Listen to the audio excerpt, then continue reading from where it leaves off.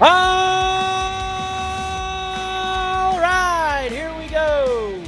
Go Sports Radio. Carver and Cuthbert here with you from Borrelli's Taproom in Long Beach on the island. Very, very cold on the island. I've had enough of it. Like, I get it. Winter's, winter. It's cold in the winter. Like, we're getting like January, February cold in December, and I don't need it. Like, you give me 45 to 55 for a couple more weeks before I got to freeze, and they basically put me in carbonite here the next couple of weeks. I just don't need it. I need a little bit of warmer weather, but it's a beautiful, breezy, cold morning on the island in Long Beach at Borrelli's Taproom, and we are with you here as we got a lot to do, so much to talk about. We have NFL moving into week 15. Down the stretch they come, 4 weeks left. MLB winter meetings this week. If you're a fan of the locals, sure don't look like nothing's going to be happening for you except losing players. That's pretty much all that's going on in that department.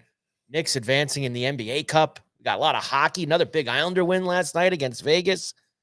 And we've got the college football playoff, which we'll get into in a moment here to start things off. Mike Carver, along with Paul Cuthbert. Hi, Paul. How are you? How are you, Michael? Happy December 10th and happy 10th episode of the Carver and Cuthbert Show. Episode 10. We made it. Is that right? 10 in, double digits. 10th anniversary today. And now you got to, that's like the one marker you reach. You go single digits into double digits.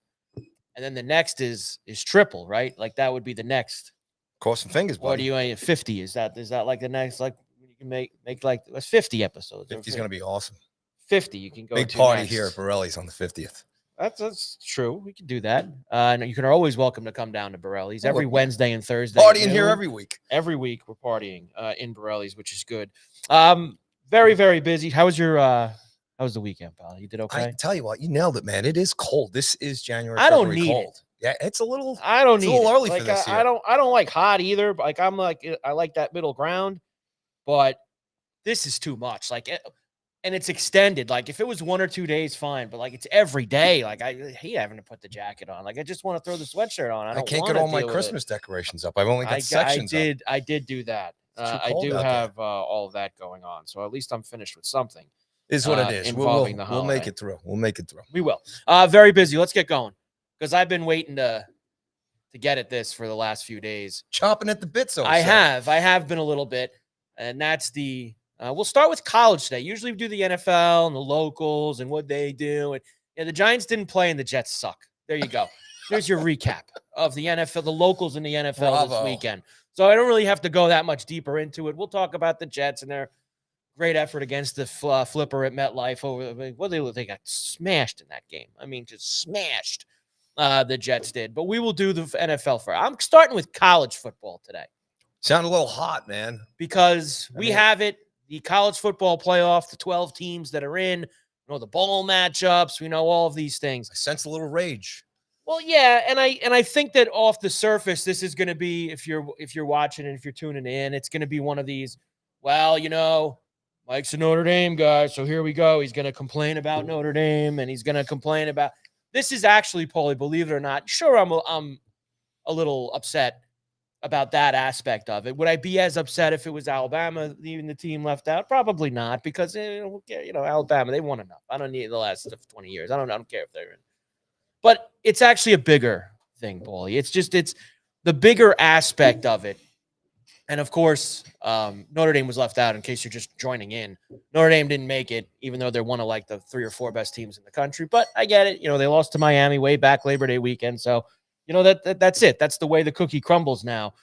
But it's the way that you get there, Paulie, that really bothers me about all of these things, because it's a TV show at the end of the day. I don't think there's ever a real champion. College football has been this way forever. Even before this, it was, we're going to put, when we were kids, it was teams play bowl games and, the AP votes on who the national champion is, or the coaches poll votes on who the national champion. You got to be who's first in both polls. They're the national champion that year. Then they found this other BCS way, and the computers decided who was going to be in the playoff or in the national championship game. They expanded it to 4 teams, and Suits got in a room and did it. Now the Suits picked the 12 teams that are in it. So they've always evolved how ridiculous it is to decide who the champion is in college football.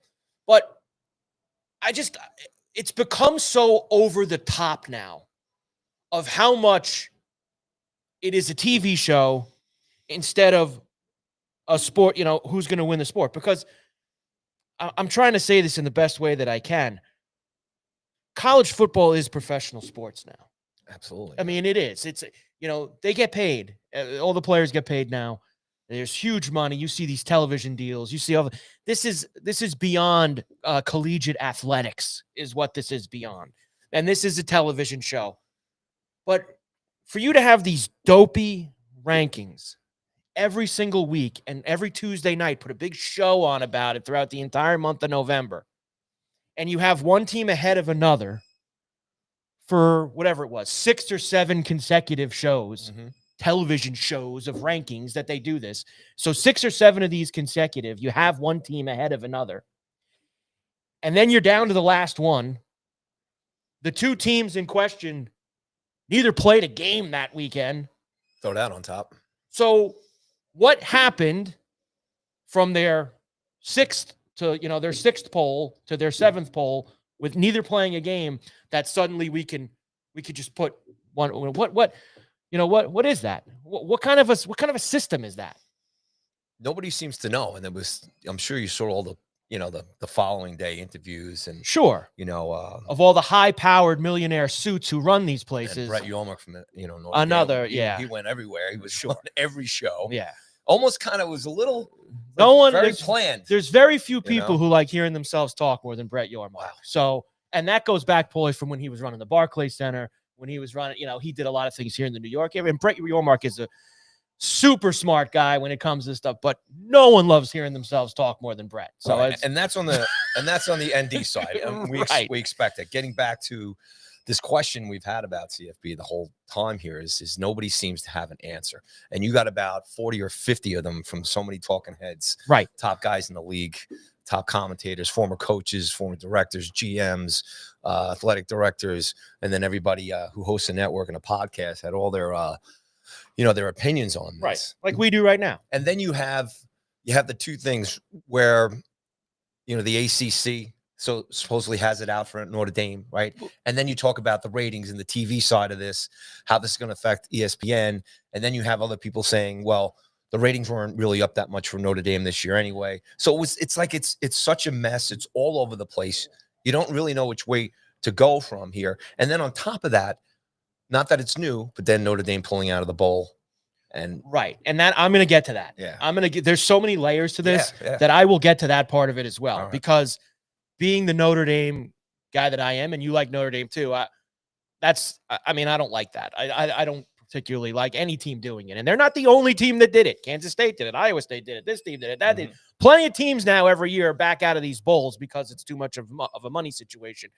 But to continue with this, the problem is, Paulie, on several levels, is that the college football playoff is in bed with ESPN.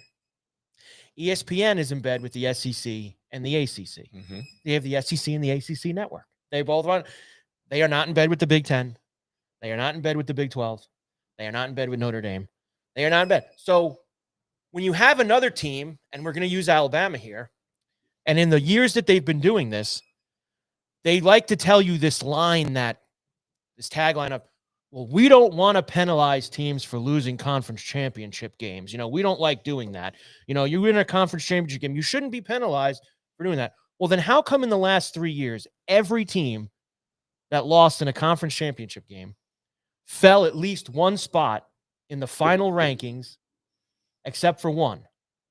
That was Alabama this weekend. Yeah. And they got they didn't lose an overtime 3-point game to Georgia. They got throttled in the game. Good call by you, by the way. And they didn't drop one spot, but BYU dropped.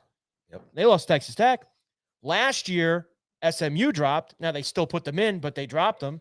What is it? What are the rules? Like, at the end of the day, what are the rules? And what's the criteria? Because, as I said to you probably 3 or 4 weeks ago, if it's Notre Dame and Miami, and it's the last spot, and it's the 2 of them, yes, the games have to matter at some point. We got to get there. Now, I also feel Miami only got in because they didn't want to look like fools and not have a team from the ACC in it after Duke beat Virginia on Saturday night. Mhm. So I think that also worked against Notre Dame. And honestly, they're right in this aspect too. The ACC spent 48 hours dragging Notre Dame around. They replayed the Miami Notre Dame game from week 1 on the ACC network for like 36 hours straight. Didn't know that. On Friday, going into Saturday. And they are partners, even though they're not in football. They are partners in 24 other sports. They're in the ACC. Yeah. That relationship is over. It will be. I think the opt-out's after 28 or 29, or maybe they can get out sooner. Notre Dame's got billions of dollars, so they could probably pay whatever it is to get out. But you will see that relationship end over the next couple of years. There's so many ways to go here. Well, on that too, the fallout, like that seems to be very serious with Right. Notre Dame pulling out their other sports at the ACC. Like this, the ripple effect here. And so 2 things. The CFB platform here, there's not a lot of wiggle room, especially, with Right. the schedules and how the games do turn out. And then obviously the championship games last weekend, and then how the beginning of the season starts, right? So there's really just not a lot of room there. Then you talk about the big relationships and how big of a university Notre Dame is just Right. nationally and even worldwide, let's just say. Notre Dame is in a way where you might think like Manchester United in the Premier League is, how popular they are around Right. the world. So it's not just in the States here too.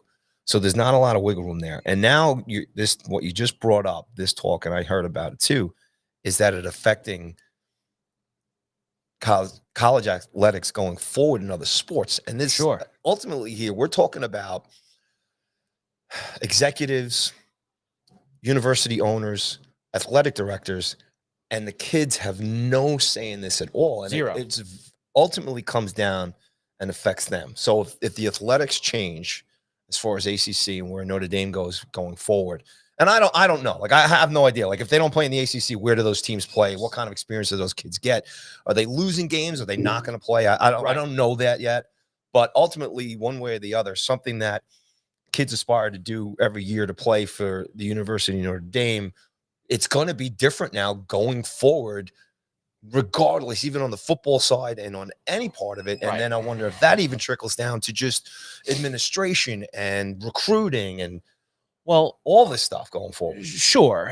And look, there's a lot of hot takes about this, and there's a lot of, this is what you get for not being in the conference. And you see all of these things come up too in football. Again, we'll say it for like the 400th time. They're not in a conference because they're the one team in college football that one network is willing to give $1 billion to have their games on. Mm-hmm. No one else is getting their door banged down to do that. They are. Now, I'm not naive either. Is it the same as it was in the 60s and 70s and 80s? No. And how much on a pedestal Notre Dame was? No, it is not. But they still are, whether you like it or not, the most either loved or hated. Well, even team more so with in modern college technology football. and the TV platforms and the audiences and everything else. And it may be more people hate them than love them now. And that's all fine and good. That's great. That's all fine and good. But at the end of the day, they still have that massive pull to them. And it is true. And the guy brought it up, that Notre Dame brought it up to the AD when he spoke yesterday. They play 6 guaranteed games against the ACC in football every year for the past few years. When Notre Dame goes and plays in those buildings are full. When they go to Raleigh to play NC State, people are there. Yep. When they go to Bobby Dodd and play Georgia Tech, people are there. They moved that game. We brought to where the Falcons play last year to get more people in the building. They are a draw. And the ACC is probably going to be gone in a few years anyway because they've done such bad business, and they're going to lose Clemson and Florida State. And they're going to touch on that for a second. How does that happen? Well, because I think Clemson and Florida State have been trying to get out of the ACC for the last few years, and those are their anchor schools in college football. Okay. And if they wiggle their way out, and there's a massive, the bill for them would be like $50 million if they did it in the next however many years it is, and the grant of rights and all these other things that are involved in it. It's a lot of technical, legal mumbo jumbo that I honestly, Paulie, is too deep in the weeds for me. Yeah. But there's a scenario where I think that conference could fall apart in the next few years. And it sucks, but it is what it is. But that's what's happened now to college sports. This isn't what it was when we were kids anymore. This is not, the pageantry and the regional rivalries and all these other. This is big business and all that. Now, and that's the other thing, real quick too. So what? Tulane's in. Well, and that's where I'm going next. Yeah, because who wants to really watch as that? much as everybody wants to make this a Notre Dame, Miami, Alabama thing, at the end of the day, there's two things I would do that they can do right now immediately, Paulie, that would, I think, help their situation, the college football playoff thing. Now, they need to do more than this, but I think two things right off the jump that can help is, number one, stop putting out the weekly rankings. Stop doing it. Now, I know they're not going, it's a television and they get eyeballs to it and they get conversation, and that's why they're not. But I would stop doing that, because then when you get to the end, and if they didn't have any previous rankings and then on Sunday said, well, Notre Dame, Miami's ahead of Notre Dame, everyone said, well, they beat them, but having them ahead of them for 6 weeks and then flipping it at the end is what makes you look stupid.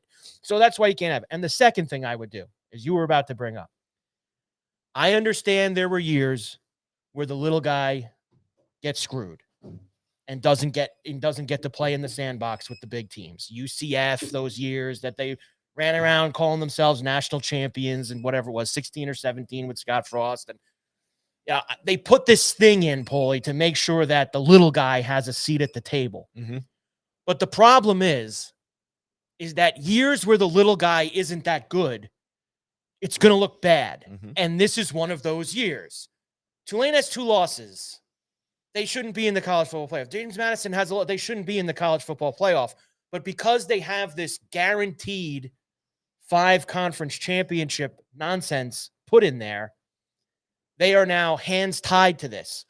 Like, what would you rather see in the college? Would you rather see Notre Dame and BYU, or Notre Dame and Texas, or Notre Dame and Vandy, or Notre Dame and whoever Absolutely in these games against Oregon and Ole Miss the first weekend? Or instead you've got 20-point spreads of Jimmy Madison and Tulane playing in them. And I'm all for the little guy. But they've also done this because they want to be the NCAA tournament in March Madness so badly. But it's a different game. Yeah, no, you can't do it. You get upsets, and you know how much everyone loves it, Paulie. Those first few days of the NCAA tournament, you get, Oakland beating Kentucky and all that, Princeton beating Georgetown. You get all these different games. It is a completely different game. And even when those upsets happen, Paulie, when I say game, sport, I mean, it's completely different sport. Yeah. But when those upsets do happen, and even if the little guy does win a game or two, and yes, there was, the year Butler made it to the title game and they lost. Do those teams ever win? Do they ever win at all? No. Let's say, for some reason, and this isn't happening, for some reason, Jimmy Madison walked into Eugene next Saturday afternoon and beat Oregon. Let's just say, and I'm, again, don't believe this is happening. I'm giving you an example. Mm-hmm. Let's say they won the game. You think they're winning the next 3 too and winning the national championship? Not a chance. Not a chance. This is stupid. It's dumb. I get why it was put in. It's time to go. If a team from the American or the Mountain West or the Sun Belt is undefeated and they're good enough to be in the top 12, they'll be in the top 12 and get their chance. Mm-hmm. When they lose 2 games and they're ranked 25th, they shouldn't be there. It's just that why are we not calling it a 12-team playoff, but we don't put the 12 best teams in? This is college athletics, Paulie, right now. Stupidity at every angle. And it is surprising, especially with the money, especially with ratings, especially with, you want the best universities in there, or the most popular universities in there. Obviously we both totally understand. There is a whole side of fans here that, like I said, boo-hoo, don't care, hate Right. Notre Dame, but at the end of the day, and it's not just Notre Dame, like you said, BYU, it's just like, it's very surprising. And I think the main thing here is we're just kind of confused because it just doesn't make any sense. And if there's anything going on besides, and it is, and how does Miami feel is that a gimme? Is it a gimme? Because that's why Notre Dame was bumped out. We got to give them. I mean, all of it is, at the end of the day, all of it is just rotten. It just sucks. And that's not even coming across to me as, I'm not trying to come across as a Notre Dame fan that way. I'm bummed that they're not in it. It really sucks. But I think as a college football fan, to not have that, you want Notre Dame playing another big university. You want them in the playoffs. It's just, you want the best teams in there. But it's not only that. We're not just doing it or saying it because they're Notre Dame. It's because they are one of the 12 best teams in college football. Of course, they have, and it's stupid. Most of us feel they earn that right? They're not there. Yeah. And I don't think I'd be as crazy about it, but Miami is one of the 12 best teams in college football this year, and they deserve to be there. Yeah, no way I'm saying like Notre Dame in Miami. Yeah. I don't like. I think that there was a path, Paulie, where both of them should have been there. Do they got to add 2 more slots? Well, this has happened this morning. Now they're having their meet. There's some meet. I don't know where they are. They're in a Vegas play-in game. Let's have a play-in game. Well, that stuff's going to come. Oh man, because they do it in college basketball. They now do the first 4. Because you got to make everybody happy. Right? But this is. But here's the good. Here's the good thing. Here's the good thing about expanding it deeper and deeper. When it was 4 teams, you had a legitimate thing to go. The team that was 5 or 6 or 7 to be like, if I was in, I could have won it. I was good enough, and I was left out. You're at 12 now, and we have these situations where it's like, well, here we go. We got a team or 2 that I think is good enough that maybe could have won the national championship. As you continue to build it out, and they will go to 16 within the next 2 or 3 years. They will go to 16, and then they'll go to 24. Oh, that'll be too much. It's happening. But here's the thing about it. When you get to 24, Paulie, if you're the 25th team, and yes, you'll cry for a little bit that you weren't in, at the end of the day, were you probably going to win it all? Probably not. So, and it's like basketball, and I heard somebody bring this analogy up. When the NCAA tournament was 32 teams, and then they went to 50, and then they went to 64, and now they're at 68.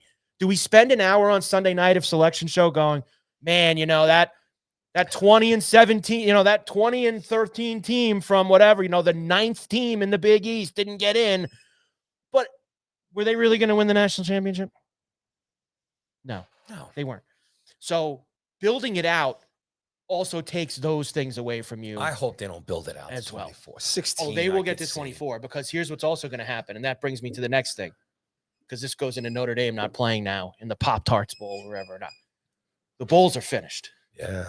It's done. This has now gotten worse and worse every year. It started with a couple players opting out of bowl games. Now you have entire teams opting out of not playing in bowl games. I got a couple 5 and 7 teams playing in the Birmingham Bowl in 2 weeks. Like, it's just stupid at this point. And I did see who brought this up, and it was Rick Neuheisel, former coach of UCLA and Colorado and Washington. And he's on SiriusXM College Nation, whatever it is. And I saw him on with, I think it was Dan Patrick or something. And he said that bowl games are going to eventually be the first game of the season. He said bowl games will go to the first game. They'll have their neutral site, big bowl game, big matchups. It's the beginning of the year. No one's going to opt out. And then that's going to open up the last week of November and all of December to a potential 24-team playoff. And lots of, doing all of that. So he thinks because of how the bowl games have been. You're saying that. I'm sitting here as a college football fan thinking, would I be interested in watching games that are tagged as a bowl that early in the season? Well, would it move me? Let's take this year. But I guess in the sense of the opening up the extra weekends, it doesn't matter, right? Because they're going to 24 either way. Well, no, but I'm saying as far as moving the bowls, if they were to do that, right, it doesn't really matter because the big picture is opening up the weeks. It would be something like this. Like this year, Texas and Ohio State played the first game of the season in Columbus. It's a big game, 2 big teams. You could brand that in Dallas at the Cotton Bowl, as the Cotton Bowl opener. You could take whoever was last year's Big Ten champ, like Indiana, and play them again. That'll be the Rose Bowl the first weekend of the season. They're gonna, his idea was to go around on the other side of things. And as Steve puts up in the chat box here on our show, it's football, you'll watch it. Which is especially the first week of the season football, where everyone is salivating for it for 7 or 8 months when football ends. They can't wait. People would watch bowl games again. No one cares. You want to know who watches the bowl games in December now, Paulie? Guys like me who gamble on them. That's it. That is why they're there. They are there for gambling. No one is watching the Potato Bowl between Washington State and Utah State, except the people who are laying the 7.5 with whoever like that. That's it. That's the audience. Mm-hmm. Now you play the Potato Bowl on Labor Day weekend with whoever and whoever. At least, there might be a little bit more gas for it. So I thought Neuheisel had a good idea. And just to kind of this whole bowl thing, right? So years ago, we didn't have the CFB, obviously. Right. So the bowl games were precedent. Right. It was a big thing. Right. You would end up having your national champion and everything else. But winning the bowls back in the day, it was basically it was the biggest thing. Yeah. Because it was the only thing. Now the CFB has changed, the championship and the playoffs has changed all and this. they've worked the bowls into the final, the second round and the semifinals. Yeah. The road, the second round is, the Rose Bowl, the Orange Bowl, the Sugar Bowl. They're having those games at those sites. Big ones, yeah. So, that's kind of how they still now keep. But all these other bowls, like Paulie, honestly, like the Liberty Bowl on January 2nd with Navy and Cincinnati. Like I got plans. Who cares? I don't think I'll be watching. The Holiday Bowl used to be a fun bowl in San Diego. Always a fun, high-scoring game. I mean, it's Arizona SMU. Who cares? Yeah. Who cares? All these games are now the whocares.com. On a national level, nobody cares. Yeah. Nobody cares. The gamblers care. They're going to bet on the games. Yeah. But the biggest problem now is who's playing in them. Because everyone quits. So that's a whole nother thing. Players, teams, everyone quits. So that's what you get with all of those things. Pop-Tarts Bowl doing their thing. It is cool, the Pop-Tarts Bowl thing. I'm sure you see they all run around with the Pop-Tart. Now they have all the Pop-Tart mascots running around. So that's the unfortunate thing. And the Irish declined playing in the Pop-Tarts Bowl, of course. So college football as a whole, Paulie, I'm kind of down on it all. I don't know how you could be a fan. Look, I love Notre Dame. I root for Notre Dame. Like, even after this year, I'm like, I don't care anymore. Like, the system is so stupid. Like, I'm going to watch the games. I love watching the games. I love betting on the games. I love watching. It's not like I'm not going to watch the games. Am I going to invest myself in hoping that a team that I like is going to win the national championship? I don't know. I just don't, I think it's such a money grab, awful business. Even if you take Notre Dame out of the scene right now, there's some good storylines here regardless. Sure. So, it stings. It hurts being a Notre Dame fan. It doesn't make too much sense. BYU fans too and all that other stuff. Right. So. But if you're a fan of these, it's okay. I don't know. Well, with the bowl situation going on, they're probably, like I said, you said they're going to go to 24 or 16 at least. I think they'll minimum. I think 24 is too much. 16, I get it. Then at least it alleviates, you get 2 extra universities in there because, I'm just looking at the way the season played out, right? So who are the top 2 teams that got? So it's Notre Dame. Right. Who would be, you're saying if it was 16 this year? Yeah. Notre Dame finished, it actually would have been Notre Dame, BYU, Texas, and Vanderbilt would have been the 4. Those are the next 4 teams that were the first 4 out.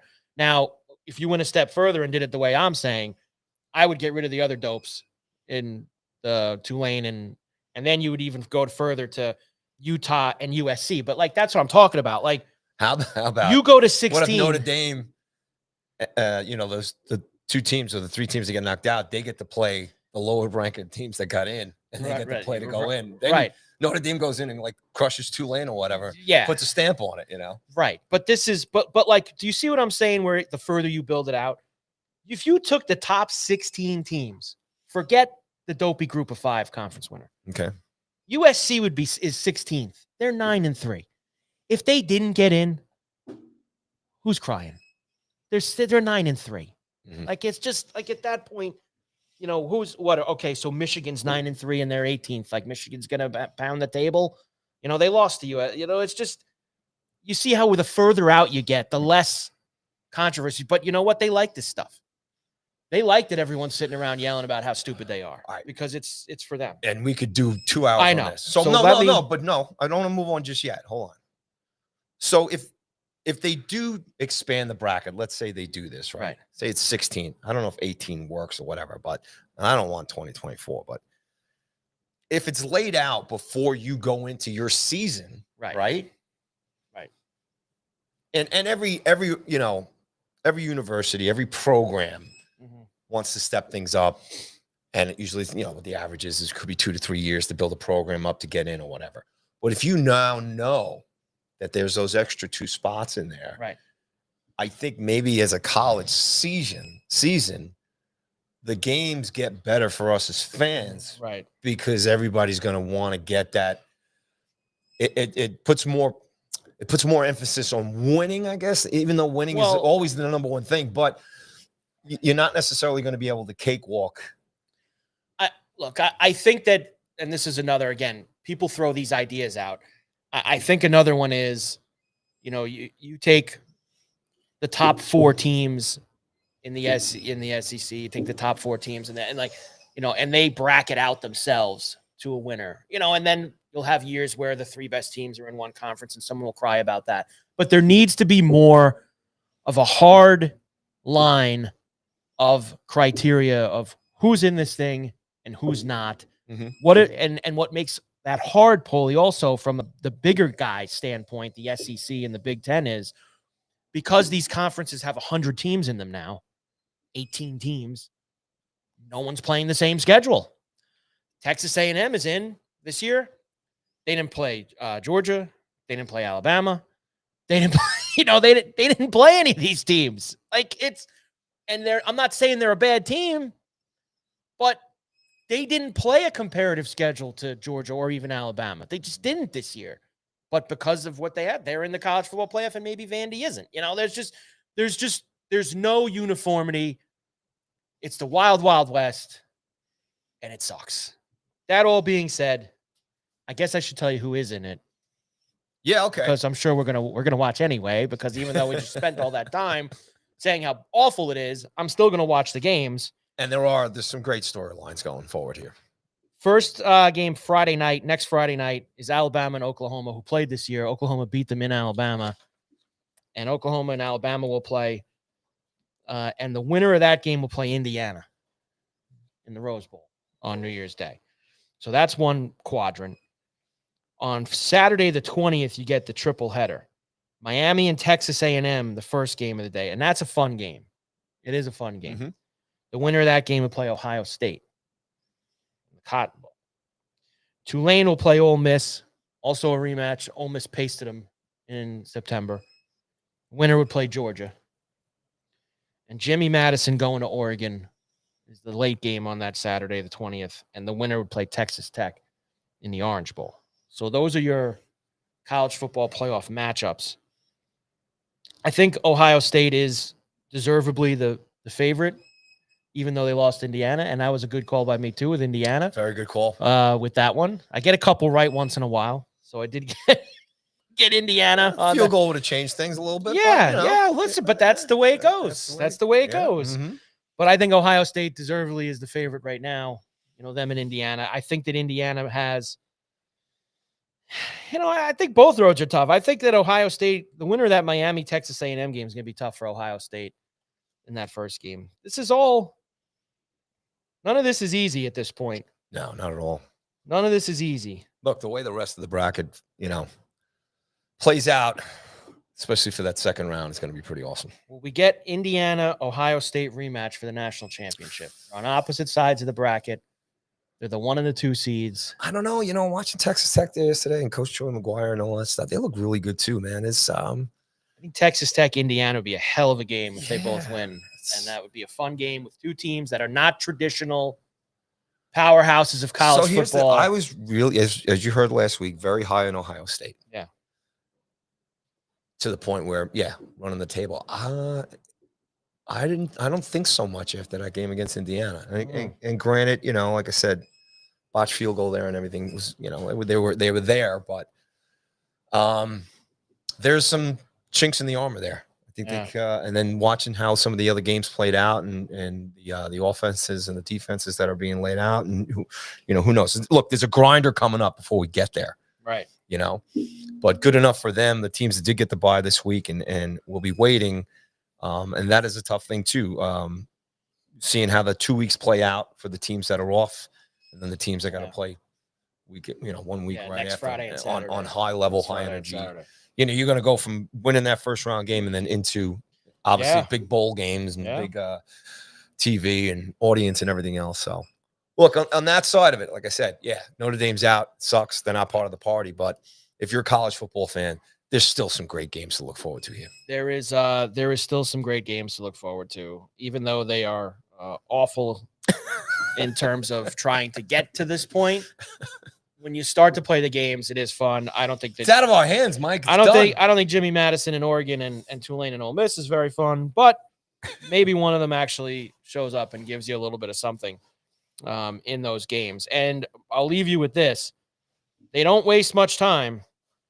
I know you're excited for Saturday night when the bucked up LA Bowl with Boise State and Washington at SoFi in Los Angeles. What's the line?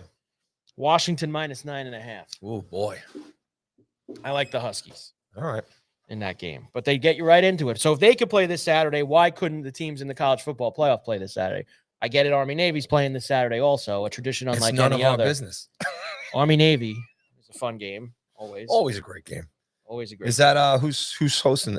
Well, they move it around. Is that neutral? This year it's at Baltimore where the Ravens play, M&T Bank Stadium. All so right. they go to that's a home game for Navy. But they it is. But they move that game poorly around the Northeast. They'll play in Philly, they'll play at MetLife, they'll play at Foxborough, they'll play in Baltimore. Stadium too, right? I don't think they've played the done a Army-Navy Giant game, but they have MetLife. Is in the rotation. See, I call it Giant Stadium. You call them MetLife. Well, because it's not Giant. The Jets, know. the Jets are co-partners in that stadium, Paulie. As much as you got to say it. So there you go, Army-Navy this week, and Navy's much better than Army this year. Which take that with a grain of salt. Let's give me a little Borrelli's here, Paulie. Obviously, Carver and Cuthbert, Go Sports Radio from Borrelli's Taproom in Long Beach on the island. Beautiful cold morning here in Long Beach. So you should come down.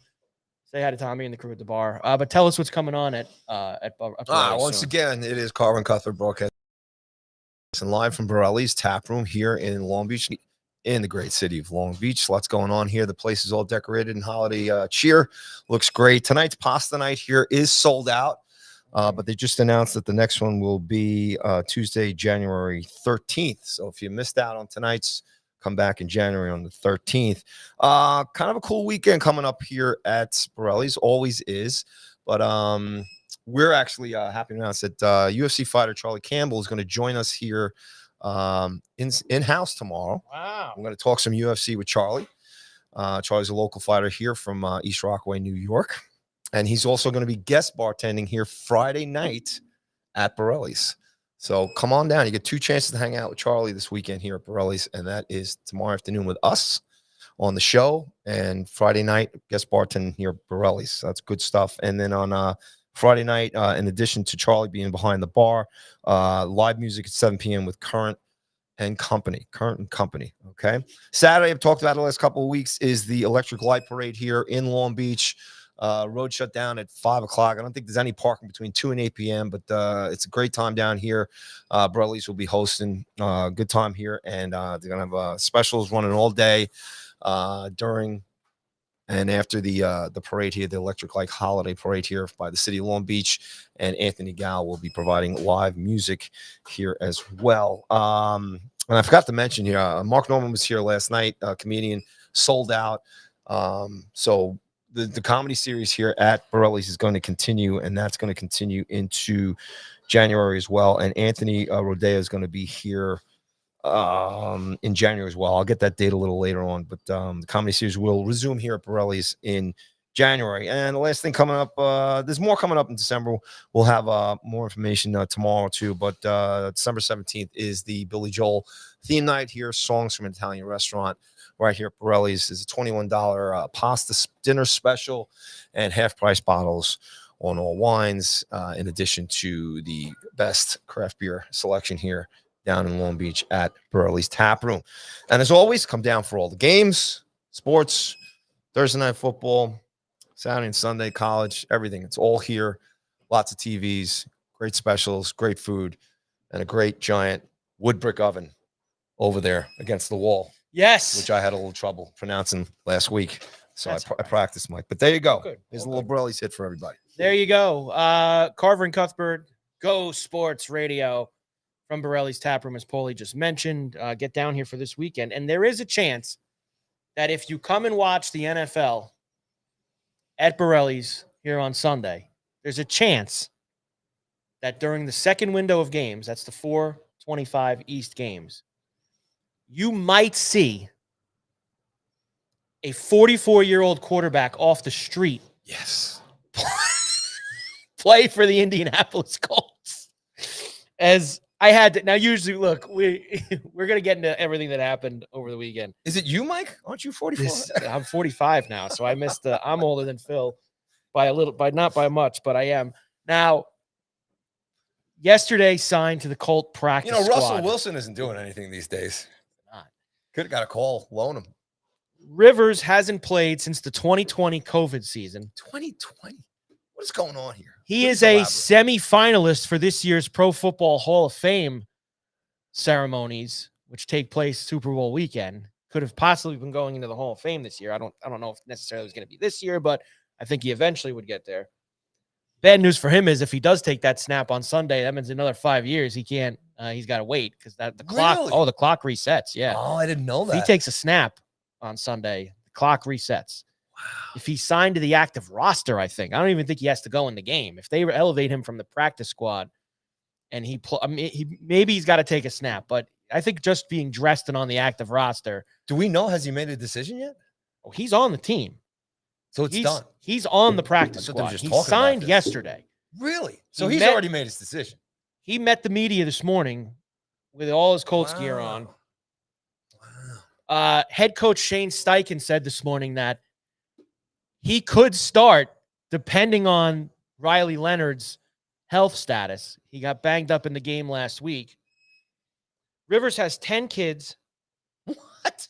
2 daughters who are already married. He's a grandfather. He has 1 grandson. He's 44 years old, and he hasn't played in 5 years. And he could start for the Colts on Sunday. They was asked a question about his weight this morning. He had a good laugh, saying he's not exactly what he was when he walked off the field the last time in 2020, but he's not that far off.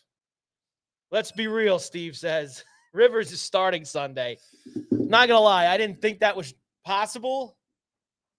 But the way these guys are all operating this morning, Where is the Rivers link here to the Colts? I mean, and explain to me why there's nobody else and why him.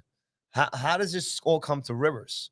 I don't understand. I mean, like where as far as makes sense of this to me, to the layperson who's not a huge Rivers fan or didn't know he had 12 grandchildren. Well, obviously the last team he 22. played for was the Colts, which was at the end of the in the 2020 right. season. So there you go. I didn't follow Rivers' career towards he that. has worked.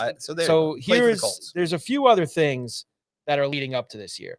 Rivers worked closely with Shane Steichen when Steichen was with the Chargers in 2011. Obviously, Rivers was on the Chargers forever. So him and It's all Steichen, making sense now. and Steichen have been tight for a very long time. Rivers also worked with Riley Leonard leading up to the draft this past year, in which the Colts, of course, took him. Rivers lives in Riley Leonard's hometown. Rivers is the head football coach at St. Michael Catholic High School. Now, there was something that Rivers also knows the playbook because I guess him being so tight with Steichen, I think there was something else.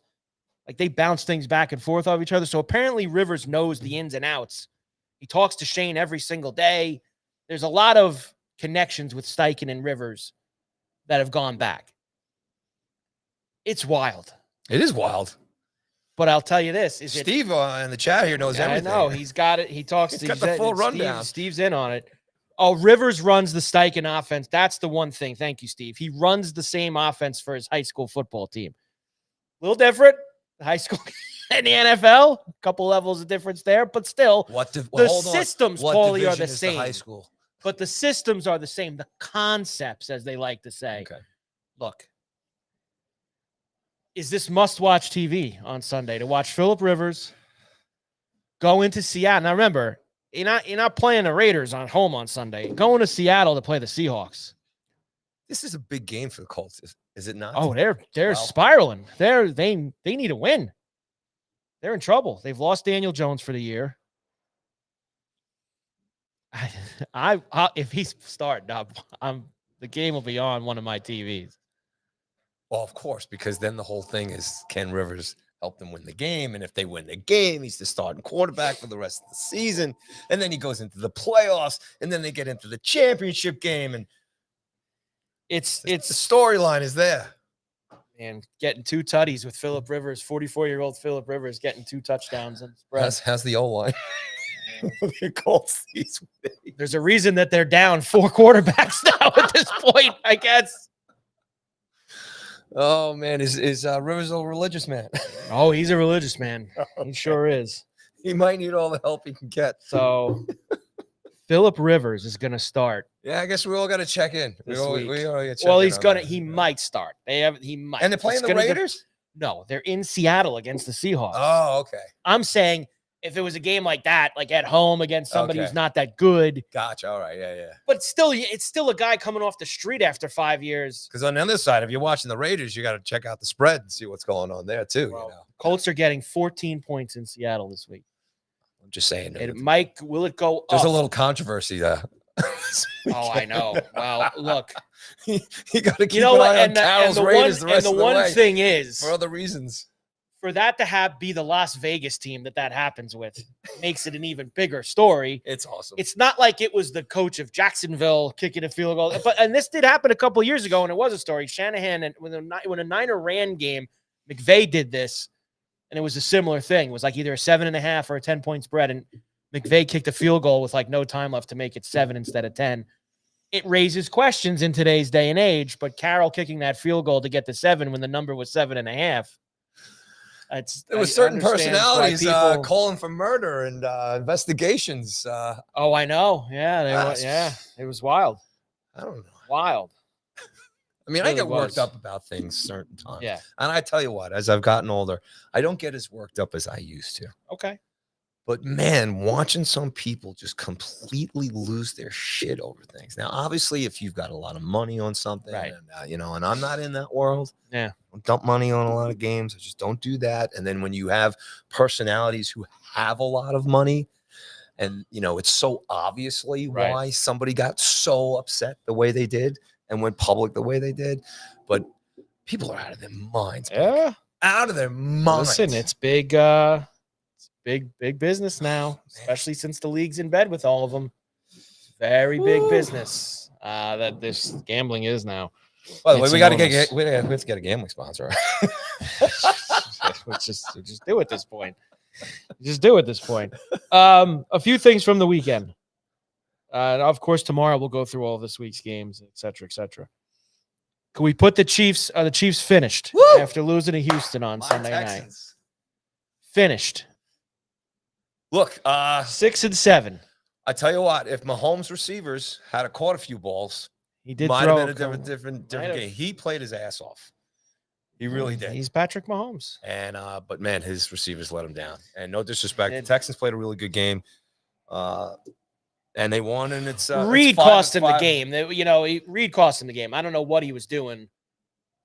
10-10. His defense is playing well, going for that on his side of the field late in the fourth quarter. I thought that Andy Reid made it. And listen, he's won a bunch of Super Bowls now with the Chiefs, and he's done so he's not going to get questioned very much. But Well, I tell you what, before I thought he made a really before bad he- move, you bring on up, Sunday but night. before he won those Super Bowls with the Chiefs, with his other teams in big games, he's also been nailed for a Sure. lot of Oh yeah, crazy decisions. yeah, no, absolutely. So But you don't bring up a bad point. there. He made a real bad choice. The 10-10 game, your defense is playing well. There's under 5 minutes. Kick the ball, punt the ball, and let your team keep playing defense and play field And his position. receivers need to catch the ball. That's usually a helpful thing as well. Packers beat the Bears. Good game, good win. Good win for the Packers. Bears, of course, couldn't cover that.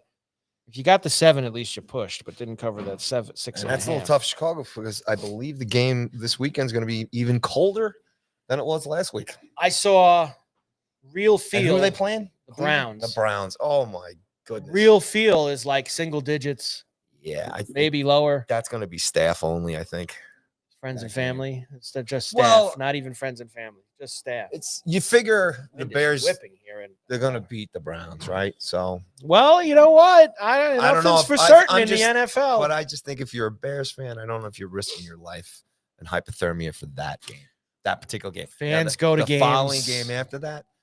Packers coming back into town, you know. Yeah, Saturday night game. So that's a little different. But. Yeah. It's apparently, I was looking at my early weather reports. I usually don't trust anything until You about look at your 36 early hours. weather report? I didn't know. Well, you got to know about this stuff Wow. when you're looking at the numbers and the lines. If we and head all out to these things. Borrelli's, You got to know what's see happening. the snow I coming. got to see if the snow's coming when I come down here. The wind's whipping today in Long Beach. But there's like 5 games this week of potential under 25 degrees, some snow in a few spots. You know, the Eagle Raider game, the Bills Patriots game, even the Giants at home against Washington's. Obviously, we're belly aching about the cold here. It's going to be cold at MetLife. Man, now that imagine going to MetLife. And I feel like I do this every week. MetLife in August. I feel like I do this every week, no matter who the Jets or Giants are playing. Can you imagine going to MetLife this Sunday to watch the Giants in Washington play? So for for people who are not from the tri-state area, who might not know but then again, that's not. I'm talking about the experience. Oh, it's awful. Like especially for all of us out here on Long Island. It's a bad experience on a nice day. Yes. It's an awful experience. Going to MetLife, especially if you live on Long Island, it could be the most beautiful day in the world outside in terms of weather. It is an awful experience. So the last time I was at MetLife was for the Rangers Islanders stadium game. Yeah.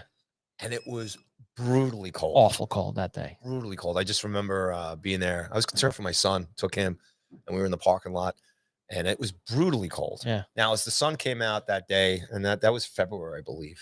Yeah. It was, but we dressed like we were. Well, I was there I like remember that. Yeah, yeah. I was there that day too. You had to dress like you were going, skiing. Not even skiing. I mean, if you're going hiking on Yeah. Mount Olympus or something, like you really had to prepare for yourself. But it is damn cold there. And I've been to games there in the past. I've actually seen a Bills game there on a Monday night years ago in my younger days. And, you think that you're going to drink beer and stuff. No, we would look for the hot chocolate. You can't do it. Need the hot chocolate. I think the coldest I've ever been to was, remember when they did the hockey at Yankee Stadium? I was at both of those games. Both of those games. That was cold too. The night game. But we had press creds. We did, but the Sunday afternoon game with the Ranger Devils was cold. The Tuesday night with Rangers Islanders, which was dark, it was worse than the MetLife game. It was worse. I'm walking around just to check out the vibe and everything, and people out there with beers and stuff. Oh, it's gotta be nuts. I tell you, people impress me. Yeah, I couldn't deal with it. I went around for a little bit. I got out to left field, and I had to zoom back to the press room. But even they had the doors open in the press because the Yankee Stadium, those windows are open. Well, we were. There. It's we had some little bit of safety, a little bit, warmth. But not much. And that was the same week that the NFL was in town. The Super Bowl was at MetLife that year. That was the week that I was, at Radio Row with all that. But even besides the cold, the actual trip to get into the building, awful. Especially from Long Island, you got to go to Verrazano, and the traffic. It's a nightmare. And I like how they sell you. And once again, this is like you got to be local for this one. I like how they sell you. Oh, take the train. It's worse. Trying to take the train to that place. It takes me worse. They just announced 3 new casinos here in New York. Yeah. Why can't we get a football stadium on this side of the bridge? What's the story already? Be nice. Give us a football stadium. Would be nice. That's for sure. No disrespect to Jersey, but the teams, our New York teams, get them back here on the other side. Let's go. All right, I digress. I'm sorry. We went off on a rant there on MetLife. We're not fans, folks. Not fans of MetLife. But then again, nobody is. But if you're going to go watch the Giants in Washington this Sunday, God bless and good luck for if you actually want to do that. Steelers beat the Ravens. Yes. I did not think that was going to happen. The Ravens finished. I think so. After not finished. I think so. After not beating. Can't beat the Steelers at home. Yeah, you can't. That's finished. Now, that was a catch by Likely, by the way. I know that, but the ball he caught in the end zone, that was a catch. Yeah, well, see, this is Catch. the other thing this past weekend too. A lot of weird stuff. I mean, I guess as NFL fans, calls we're supposed to be used to this by now, but but the obvious ones. You should, if you are a fan of an NFL team, you have to expect. I'm just going to even say on a week, you're going to get bad calls every single game. They're going to go against you. Maybe you get out a week where you don't. But there are always going to be bad calls. They go against everybody. I know that everyone believes that the Chiefs, even the Chiefs sometimes get, not as many as others, but the Chiefs even get bad. Everyone gets, the refs are awful. They're awful. That's how it goes. Did you watch any of the Bills and Bengals in the snow in Buffalo? I watched Wild the first game. half. Wasn't able to watch the second half. And game. And that was... on the Bengals side, it was a great first half, and the second half, obviously, was better for Bills. Josh Allen stepping up, and I think there's a pretty damn good effort. You're the Bills fan here. Are you relieved? Were you concerned? And what's your outlook going forward after that game? And credit to Burrows coming back, playing a hell of a game. Credit to him. He played very well. I was stunned that the Bills defense made big plays in the fourth quarter because they don't make big plays. And Allen had to be Superman, which he is in those spots. So the Bengals really showed. I mean, that run. I mean, yeah. Where were they? Wow. Where were the Bengals? And the Bengals are the worst. He could have ordered a beer, a program, yeah. and waved to his mom and dad in the crowd on that run. Bad job. Bad job. All the way around. Did you watch any of the Monday night game with the Eagles and Chargers? Yes. Wild finish in that game, too. Hurts was awful. 4 picks, 5 turnovers, and the Chargers escaped 22-19 in overtime. Escaped is a escape's the right word for that game. What are your thoughts there on them going for the touchdown there at the end? I mean, obviously. Oh, well, you got to win the game. I mean, I have no problem with that. You don't want to kick you don't want to tie. They were looking good. You got to win. I mean, and they were moving the football. Had a bunch of tip balls. Yeah. Tip balls are 50-50 things. Sometimes they fall in the other team's hands. Sometimes it's tough. But Hurts was bad. He was really bad on Monday night. Love those Chargers unis, man. It's a shame they're just not in San Diego anymore. That is a shame. Full marks to Herbert there, playing with the broken arm, hand. Full marks indeed. Full marks. Big win for them. Big win. Coach Harbaugh was a little excited there at the end of the game. So and they can really bury the Chiefs this week. So now I'm going to ask you, are the Eagles done? 8-5 now, right? They're 8-5. Not really. They've lost 3 in a row. It's probably still not going to lose. Here's the thing. They play the Raiders, Washington twice. Tommy, who's the fourth game? They play the Raiders, Washington twice, and they play the Bills in Buffalo. So that's a tough game. But the other 3 games, they should win. They're at home for the Raiders this week. If you're on a 3-game losing streak and things aren't going well for you, if there's anything that good fortune that can come your way, it's the Raiders coming to town. That's the best thing that could possibly happen for the Eagles right now. It's almost like it doesn't matter, especially in that division. They're going to win a division. Regardless. They got to win. They're going to win a division, and they're too talented. They're going to be a great team. They have to win in the playoffs. If they win 2 of these last 4 games, they're going to win the division because the Cowboys aren't going to go 4-0. The Cowboys would have to go 4-0 to win the division at that point, which I don't believe is going to happen. Just don't believe that that's happening. So. No, and I just think the Eagles are just too good. I mean, it's different.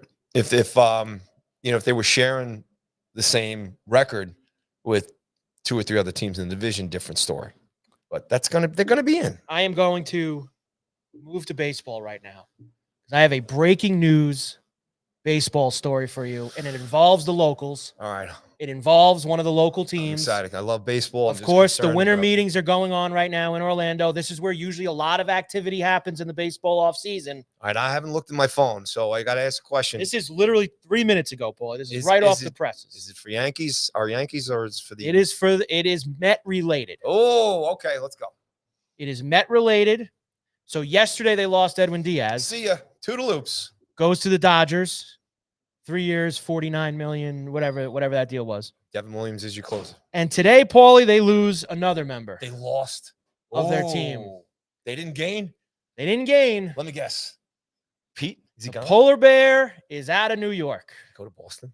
Pete Alonso, 5 years, $155 million with the Baltimore Orioles. He went to Baltimore? Camden Yards for the polar bear. He must have family there. 5 for 155 for Pete Alonso. Nobody wants to play with Juan Soto. Nobody wants to play with him. Maybe nobody wants to play with Lindor. Maybe nobody wants to, I don't know. I think it's a Soto thing. That's just my feeling. Lindor came back in the lineup 2 seasons ago and carried that team on his back, and they played unbelievable. You know what? And the bench was nuts. It was awesome. They make the playoffs. Good for Pete. Yeah, man. See ya. He was a really, really good Met. Yep. And they never wanted to pay him the money for whatever reason. Gotta be losing it. Well, they are. Yes. I mean, they literally are losing their team, but they're gotta be losing it. So Alonso in the AL East now. We'll see the Yankees a lot in Baltimore. Baltimore's a good young team, but they didn't play well yesterday. They didn't play well last year. They took a step back last year. Gunnar Henderson's fantastic. I love this because Gunnar Henderson, a big lefty bat. They had a couple of other big lefty bats. Adding a big righty stick like Alonso. You know, this is good for the Yankees. The Yankees, Cashman's got to do. Just remember, he's got to do some work. The Yankees aren't making any change. There's no improvement. It's status quo. It's over. I still think they're going to. Yankee Hot Stove was on last night. Did you see my tweet about Yankee Hot Stove? Yankee Hot Stove was on last night from Orlando. They're sitting there at their little desk at the hotel. I was watching Hot Stove throughout the day yesterday, but not so last night. Yankee Hot Stove was on, which is where you usually get all the good Yankee gas about, they're in on that. Jack, that was funny. There is so little movement from the Yankees. I think they're going to surprise that us. They put some suit on who's the VP of player development, and they wasted 10 minutes with this guy telling them how great their prospects are because they were trying to make the Yankee fan know we're not making any moves. We're going to tell you about prospects. Meanwhile, everyone else is getting better. Pete Alonso to the Baltimore Orioles. Wow. Love it for Pete. Congrats to him. Mets world. Cohen not keeping. I think it's a Soto thing. I really, really do. The money. I will tell you this. The city. I am not some tapped in. I obviously know some people around things. Soto is not the rah-rah, warm and fuzzy guy in the locker room.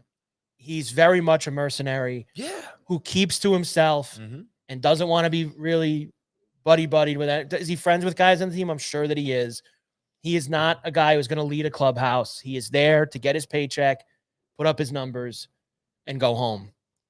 It seems to me that, especially when you got that story from the Post 2 weeks ago with the Lindor and the McNeil and some other things, I think if there's anyone who maybe rubs someone the wrong way, it might be Lindor in the Mets locker room. I think that he might be the guy that rubs some people the wrong way. Now, I would have thought that previous years. I don't know if I necessarily believe that 2 seasons but ago. that, like you said, that run 2 years ago where he was incredible and guys around, that makes me think that's not true. But I've heard some things differently. I've also seen Lindor in the family light of things and the stuff he does in the community and everything else, and his personality, and he's obviously been with the Mets longer than Soto. Soto just got there, right? I mean, the other flip side of this is, unless maybe Alonso's gone, Diaz is gone, maybe they're making changes because maybe there's guys that they want to bring in for Soto, build around Soto. I don't know, but man, that's tough. I guess these are just tough couple days for the Mets. Winter, man, 5 years, 150. Well, definitely for the fan base. These are guys that they really enjoyed, being fans of. These Alonso and Diaz are a big part of the team here the last few years, I should say. So, well, look, it really seemed, Paulie, that since Stearns came in to run the Mets, he's had no interest in keeping Alonso long term. I think he was kind of forced into it last year. I think maybe it dragged on for so long that at that point it was like, all right, well, we can do this kind of 1 year opt-out deal and just run it back. he was never interested in giving him this kind of a deal.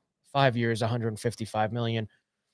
And I think that just listening to some of the Met fans over the past 36 hours, they're getting a little tired of the kind of I'm smarter than you, better than attitude that David Stearns has as kind of a, what is it there? 2 years now?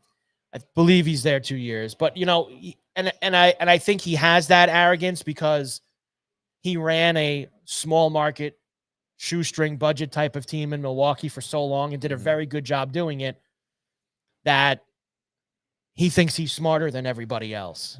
And here's the biggest problem, and what I would have if I was a Met fan. When Cohen came here and bought the team from the Wilpons, and they basically, they're partying in the streets, Paul. I mean, they're giving the guy parades because they thought things are going to be different. And I think that, yes, they've spent tons of money. And you go to Soto last year, and you go to, remember, Scherzer and Verlander that one-off season to try to shore up the pitching, and that didn't work out. And I think the one thing they thought that would be true is that if they had their guys, they would never lose them. Like Alonso is a Met fans love Alonso because, and I get this, and I feel the same way. You get attached to guys that came up on your team, and they're your guys. Yep. And Alonso is a Met. He's been a Met his whole, and people feel attachment to that. And to not pay one of your own guys, that hurts people. It bothers people. And I think Stearns kind of gives off a little better than attitude.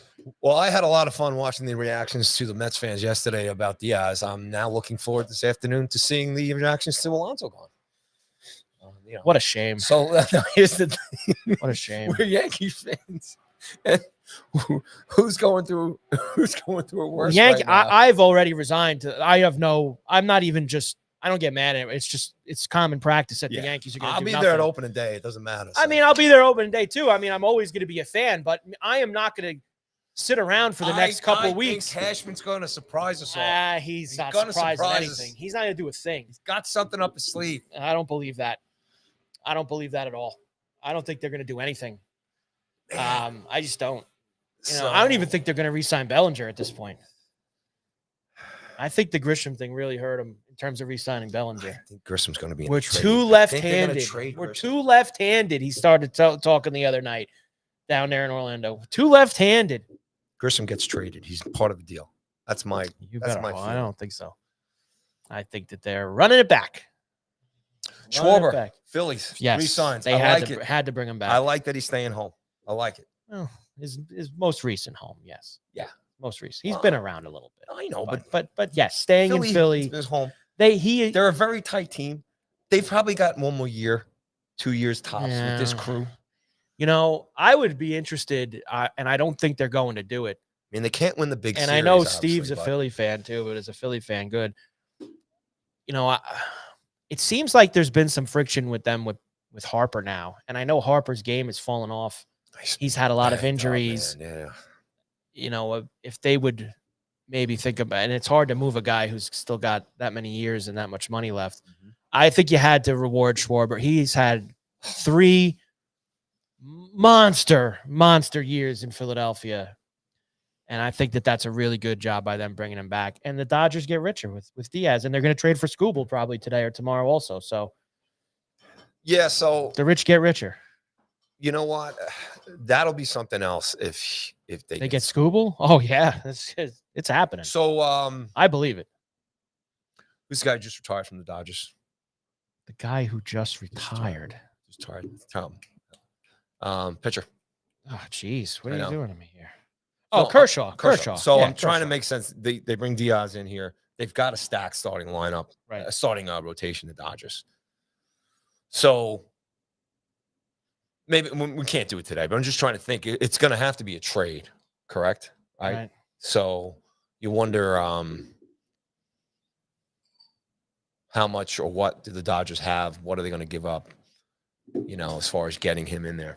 But look, if the Dodgers get Skubal, everybody's like, oh, it's terrible what's going on with the Dodgers getting all these players and everything else. I look at it this way: you just got to go out and beat them. That's it. Just get fired up and go beat them. I mean, we're Yankees fans. We're used to our organization for years Not anymore. I know, but I just said for years in the past, we got whoever and whatever we wanted. The Yankee way died when George died, unfortunately. And that's that. They're not run like that anymore. They're a business now, not a baseball team. They're business first. So with respect to the Dodgers doing what the Yankees were doing for years, us as Yankee fans, I don't have a problem with it. I think the Yankees should be doing that. That's what the Yankees should be doing. Yeah. That might change, Yes. Unfortunately, we're gonna probably have to wait until Judge steps aside. But he's that whole transition, right? Oh. So I know it sucks. Steps aside. He just said he's gonna be here forever. Well, you're talking about him aging, right? So he's gonna end up being DH, right? Giancarlo's eventually gonna move on. I mean, I'm just thinking, a couple of years down the road here, we have to start looking at how the Yankees are gonna look, and things are gonna change. Judge isn't going to be playing the field, Probably not. So again, as far as right now is concerned, who's in a tougher situation? Yankees fans and Mets fans. I think the Mets are winning right now. Wild day.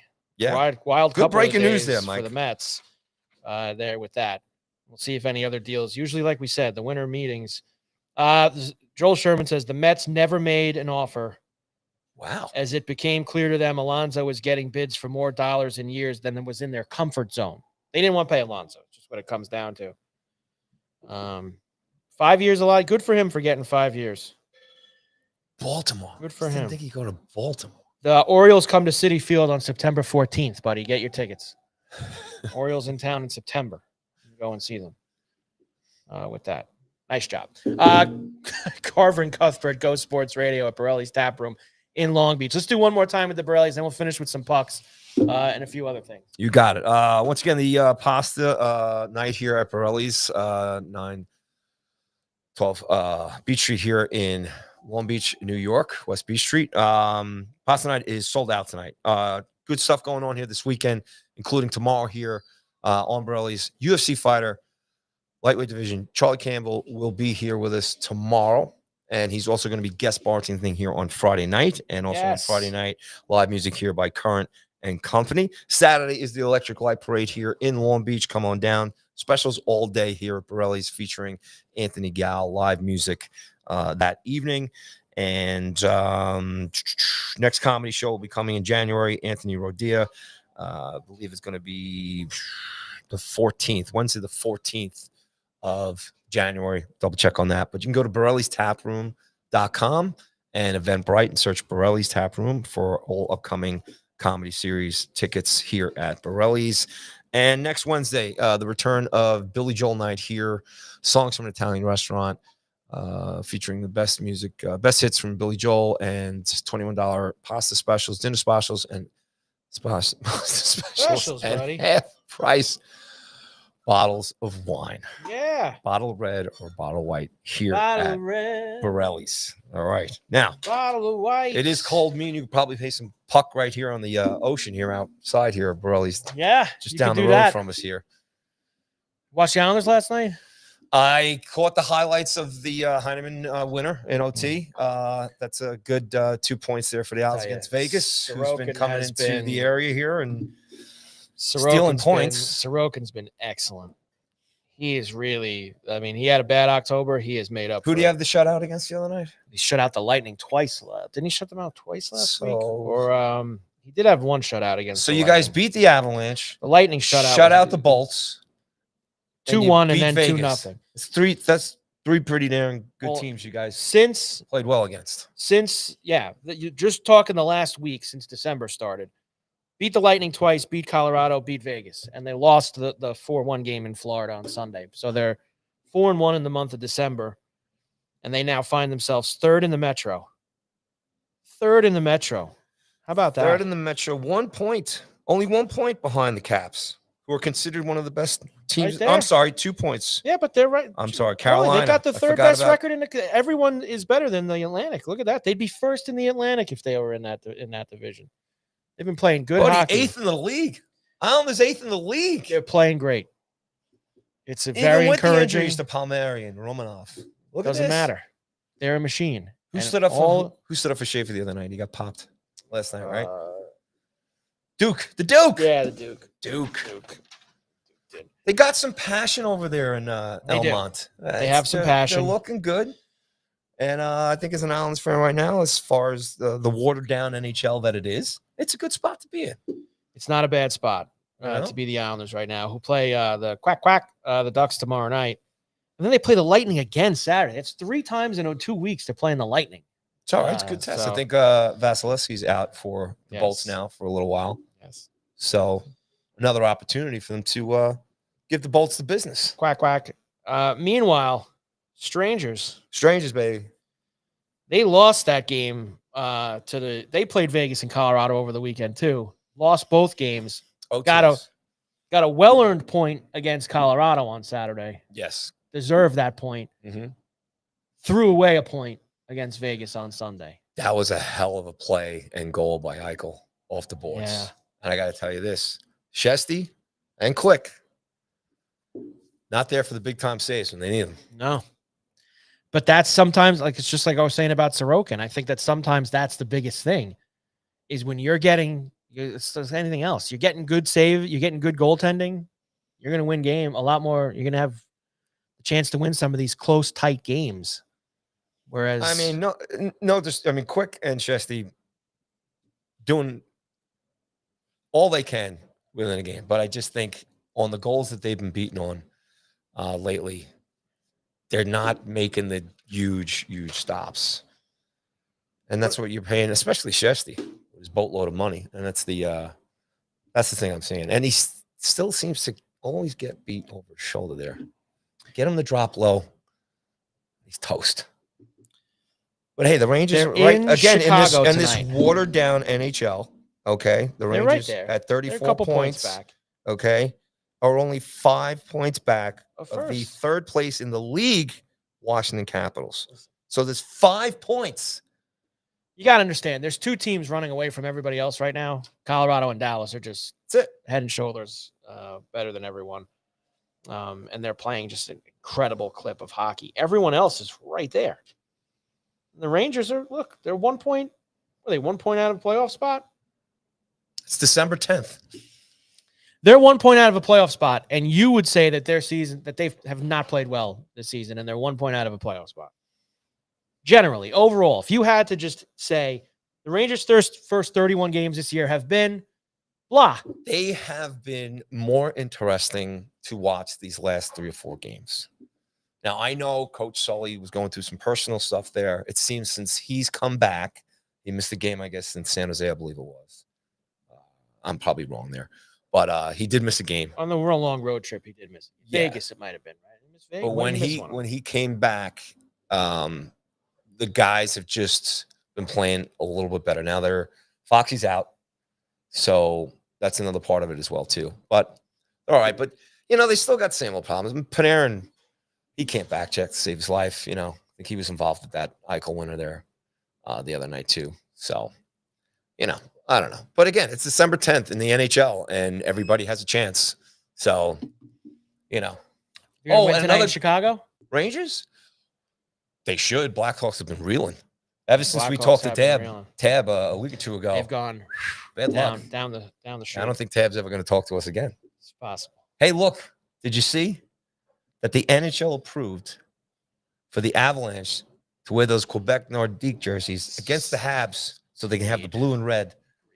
All right. Just wanted to bring that up. Greed. I hate that. I hate it. I despise. Let's go. Let's go up to Montreal.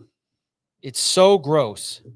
It's gonna look cool. Of course, it's gonna look cool. And look cool. But if I'm sitting on my couch in Quebec, I probably don't think it looks cool. No, I've always stated that. It's insulting for the fans of the original Quebec Nordiques. I'd love to interview somebody from Quebec. We should try and get somebody on the show and just find out how they really feel. Maybe they could just tell us to stop worrying about it. And maybe they're all going. So, we're young guys, me growing up in the 70s and the early 80s in the Patriot division and, the old conferences and the old sweaters and the old teams, the Whalers and the Nordiques. That was fun. So, it's going to be cool to check in to see that those 2 jerseys back on the ice again. So, but anyway. Whatever. Little side note. Yes, I know. It's a whatever. I hate the greed. I really do. There's greed everywhere, Mike. There in is. every sport. I like how now too they're This NBA Cup thing that's going on. I don't know what well, is that all about money too? That is greed. And sometimes greed is good, and sometimes it's But the NBA Cup, the Knicks are going to Vegas now. Second year in a row, they're going to Vegas in the NBA Cup semis. Now, if they win the NBA Cup, do we have a parade here down the Canyon of Heroes? They should not. No. Should not have a parade. How many teams are left in this NBA Cup? So the East quarters were last night. So the Knicks and Orlando won. So the Knicks and Orlando will play each other in Vegas next week. Tonight is the West quarters. So OKC is playing Phoenix, and the Lakers are playing the Spurs. The winners of those games join the Knicks and Orlando in Vegas. Now, you're at the stage now where every round you make, the players get more money. The players get money. Really? Players get money. So I think I saw them, all the Orlando guys get like $250K now minimum. Do the franchises get money too? The players. This is the Players Cup, Paulie. This is incentivizing. See, they did this. The original idea for this was we want to try to make some of our games before Christmas attractive and matter, because I think obviously the prevailing thought for a very long time, as it should be, was that the casual fan probably doesn't dip into the NBA until Christmas Day. Well, now the NFL's come in and bulldozed Christmas Day too, but the NBA's always been a Christmas Day bunch of games thing. They wanted to try to enhance their November and early December product by making these games that matter more. And they count towards regular season games, except these games in Vegas next week. Those do not. But all the games up until then count towards the regular season standings. There's a huge pool of money that the players split. If you win it, you get to go to Vegas for a few days in the middle of a long, grinding and grueling NBA season where they fly charter planes all over the country. But that was the whole deal. Obviously, you have Amazon as a huge sponsor, who's, I guess, they're the television provider for it now. And probably not going to watch it. Me? No, I'm probably not. You're probably not going to watch it. I did have some interest last night from a monetary perspective, and I probably will tonight as well. But even with that last night, I was watching a lot of the hockey and the Isles and a few other things, so I was kind of, once the Knicks got up like 20 on Toronto, I really wasn't. Same vein, I didn't watch the MLS championship game either. Who ended up winning? Miami, right? Did Messi win? I saw some highlights of Messi. Messi and Beckham won, yes. But World Cup draw was last week too. Yeah, real quick on that, and I don't know if we have time to talk about it today, but I'm confused because I thought the Irish were in a playoff to get in. It is a very confusing aspect of it. So they always do the World Cup draws like 6 months before the World Cup. The way they've changed the schedule now, though, these playoff spots, they don't play those games until March. So they're going to be added into groups? Is that what's going on? So they put the slot of the different. So there's 4 separate pods of the Euro playoff, right? There's going to be 4 teams that come out and get to the World Cup. Ireland's in one of the pods with Denmark, yeah. and who are they playing? Czechs, right? They're playing the Czechs and the 4th team. Whoever comes out of that pod was put in the draw as Euro playoff qualifier number 4. Okay. I didn't see that. So in the draw, when you know how they do the whole thing where they hold open so one of them says Euro, the Euro playoff number D was put in Group A with Mexico, Korea, and South Africa. So if Ireland find a way to get through, they will be in Group A with Mexico, Korea, and South Africa. Okay. That's how they slotted those 4 playoff teams. Winnable group too. Now they'd have to play those games in Mexico because that's Mexico's group. All the games are hot for the Irish down there. It'll be a little hot for the Irish down in Mexico. But taking that, staying with it for a minute, the U.S., they were given or drawn, depending on who you want to, kind of a conspiracy theorist you are, drawn into what I feel a very winnable group for the United States. And you know that they want the United States to perform well at this to get them further into They'll it. find a way to get knocked out. They always do. They better not find a way to get out of this group stage. Because if they can't get through Paraguay, Australia, and they have one of the playoff slots in the Euro in their group also, but one of the weaker ones. I couldn't name a guy on the U.S. soccer team. I don't know who's coaching them. Pulisic, you should know. You should know Pulisic. Don't know Pulisic. Same way, outside of Messi, I have no idea who plays in the MLS. No interest. Well, yeah, they do. And I'm a huge Premier League. Yeah. And I guess that's the thing. Like I can't. The U.S. coach now. You can't go skiing in upstate New York and then go skiing in Colorado. The two different worlds. Denmark would be the team. They're the best team in the pod that's in the USA's. So I can't watch MLS when I watch the Premier League. I just can't do it. The guy who coaches the team now is the guy that used to coach Tottenham. Pochettino. Remember he used to coach Tottenham? Pochettino. He's the U.S. coach. I don't know if he didn't. Wasn't a part of Manchester United, really. Well, the Manchester United Football Club. The Manchester United Football Club. That's great in Euro trip when they all come in. Yeah. Into the bar with all the Man United fans. It's a bucket list for me, and that's to get over to Old Trafford one of these days. Yeah, you better do it before they go to the. Aren't they building a new building? Aren't they knocking the old place? Building it around. They're going to keep the old place and as like a shrine for life, and they're going to play 8-year-old games in it. And that's, just like they still haven't knocked down the Astrodome, right? In Houston. They've kept that as like a shrine down there, the eighth wonder of the world, whatever they call it. Not even going to pretend to know the answer to that. I have no idea. So, all right. So that's the Harry soccer. Kane isn't gaining U.S. citizenship anytime soon, Steve says. Bravo, Steve. He's not gaining U.S. citizenship. Bravo. Anytime soon. But there you go.